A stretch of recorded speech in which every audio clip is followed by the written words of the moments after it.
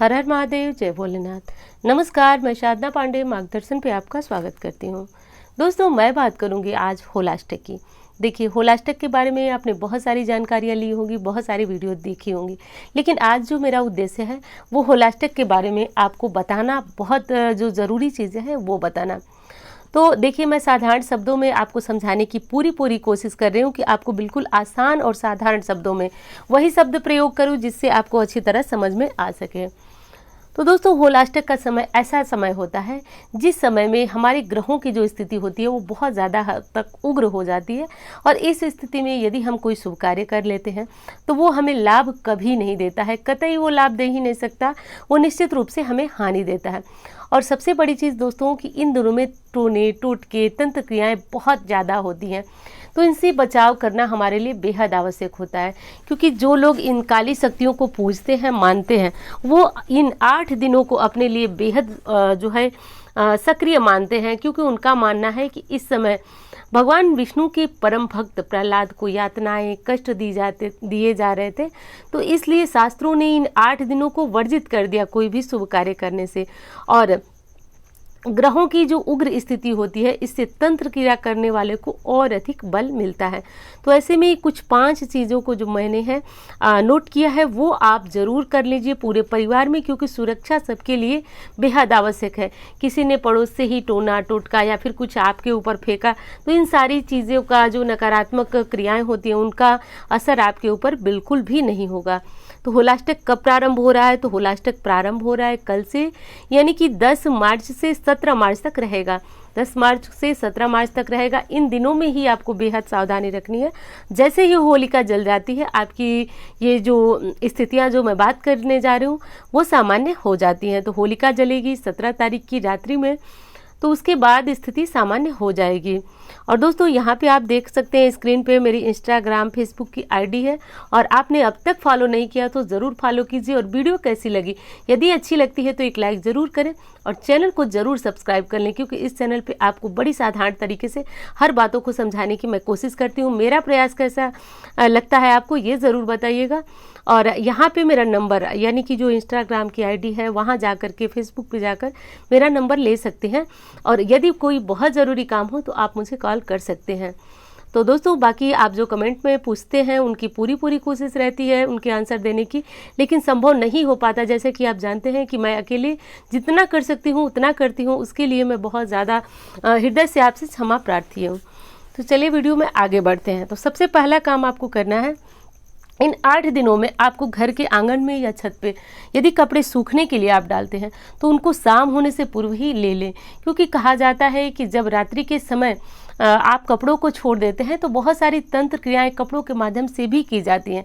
जैसे कि साधारण शब्द में आप समझिए इस चीज़ को, कि जब कोई व्यक्ति को तंत्र क्रिया इत्यादि करना होता है तो उसके पहने हुए वस्त्र को ले जा करके लोग तांत्रिक के पास दे करके और उनसे अन्य तरह की तांत्रिक क्रियाएं करते हैं, क्योंकि माना जाता है कि जो व्यक्ति उस वस्त्र को धारण किया उसकी एनर्जी उस वस्त्र में चली जाती है, और उसके माध्यम से, उस व्यक्ति की एनर्जी के माध्यम से ही उसमें अनेक प्रकार की तांत्रिक क्रियाएं की जाती है।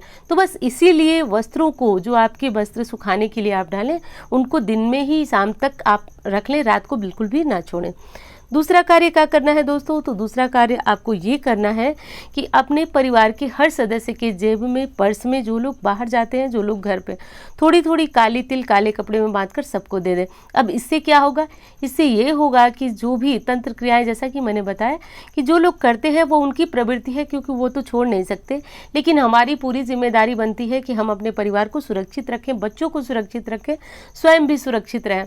तो काले कपड़े में इस तरह के जो पूजा वाले तिल आते हैं, जिनको हम हवन में भी प्रयोग करते हैं, पूजा में भी प्रयोग करते हैं, तो उनको बांधकर छोटी पोटली में पूरे परिवार के सदस्यों पे दे दें। इससे होगा क्या? इससे ये होगा कि आपके परिवार के ऊपर किसी भी प्रकार की तांत्रिक क्रिया की जाएगी तो वो बेअसर होगी, क्योंकि इन तांत्रिक क्रियाओं का इन दिनों में काट बनती है काली तिल। तो ऐसा आप अवश्य कर लें।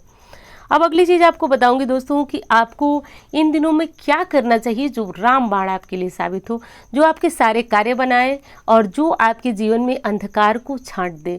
आप बहुत छोटे उपाय करते हैं, लेकिन एक है महा उपाय, विष्णु सहस्त्र नाम, इसके बारे में तो आप मेरे मुख से बहुत सुन चुके होंगे। तो मैं एक बार फिर कहूँगी कि इन दिनों में यदि विष्णु जी की आराधना की जाए, विशेषकर विष्णु सहस्त्र नाम के द्वारा, तो आपके जीवन से सभी कष्ट दूर हो जाते हैं। क्योंकि इन दिनों में आप जानते हैं परम भक्त प्रहलाद को विभिन्न तरह की यातनाएं देने के बाद भी वो भगवान विष्णु का स्मरण नाम जप नहीं छोड़ रहे थे। इस कारण भी इन दिनों में विष्णु जी की आराधना बेहद जो है वो शुभकारी मानी जाती है। अब इन दिनों में एक काम और आपको करना है कि भूल करके भी अभक्ष्य पदार्थों का सेवन नहीं करना। अभक्ष्य यानी मांस, मछली, जैसे कि मदिरा वगैरह का सेवन आपको बिल्कुल भी नहीं करना है। क्योंकि मैंने बताई कि जब कोई भी स्थिति आपके अनुकूल नहीं होती है तो वैसे में हमें बहुत संभल करके कदम रखना होता है। स्थितियां, ग्रह जो है सब हमारे विपरीत चलते हैं। इसलिए तो आपको कहा जाता है कि आप नए घर में प्रवेश मत कीजिए, कोई नया काम शुरू मत कीजिए, कोई नई दुकान लेनी है, ऑफिस लेनी है, कुछ भी करना है तो उसके लिए भी आप शुरुआत न करें, कोई नया शुरुआत आप न करें। गृह प्रवेश भी नहीं करना है, जनेऊ भी नहीं करना, मुंडन नहीं करना, और शादी ब्याह तो बहुत बड़ी बात है, तो ऐसा बिल्कुल भी न करें। और एक चीज़ और ध्यान रखना है दोस्तों कि जब आप भगवान विष्णु का सहस्त्र नाम पढ़ेंगे तो आप जितनी भी काली जो तंत्र मंत्र की क्रिया होते हैं उनसे बचे रहेंगे। काली तिल वाला उपाय कर लीजिएगा। एक बार फिर बता दूं कि 10 मार्च से होलाष्टक प्रारंभ हो रहा है। इन दिनों को बेहद अशुभ माना जाता है। शास्त्रों के अनुसार ऐसा ज़रूर कर लें जो उपाय मैंने बताया। एक चीज़ और कहूँगी, जिस दिन होलिका दहन होने वाला है, होलिका दहन 17 मार्च को होगा रात्रि के समय। उससे पूर्व पूरे परिवार के शरीर में उपटन अवश्य लगाएं। उपटन लगा करके, और उपटन जैसे कि आप विभिन्न तरीके के उपटन बनते हैं, लेकिन आज सरसों का उपटन जो होता है विशेष माना जाता है। उससे शनि, राहु, केतु इत्यादि ग्रह जो है वो आपके अनुकूल होते हैं। और सरसों का तेल भी उसमें मिला करके, हल्दी मिला करके उपटन तैयार कीजिए और पूरे परिवार के ऊपर लगाइए। और जब ये उपटन का, जैसे उपटन छूट जाए शरीर से, जैसे हम छुड़ा देते हैं उपटन, उसको आप एक प्लास्टिक में करिए, एक कागज़ में कीजिए, और जब होलिका दहन हो तो उसके साथ वो उपटन की जो मैल होती है उसको ले जा करके वहाँ डाल दें। देखिए ये उपाय जो है आज से नहीं होता आ रहा है, बहुत समय से होता आ रहा है, लेकिन जो उपाय हमारे पूर्वज करते आते हैं उनको बड़ी आसानी से, मतलब सोचते हैं कि ये कोई साधारण सी चीज़ है, लेकिन वो साधारण नहीं होती है दोस्तों। क्योंकि ये 3 ग्रह जो कि जीवन में कष्ट भी देते हैं, उनका नाम मैंने लिया, ये साधारण ही सही हो जाते हैं।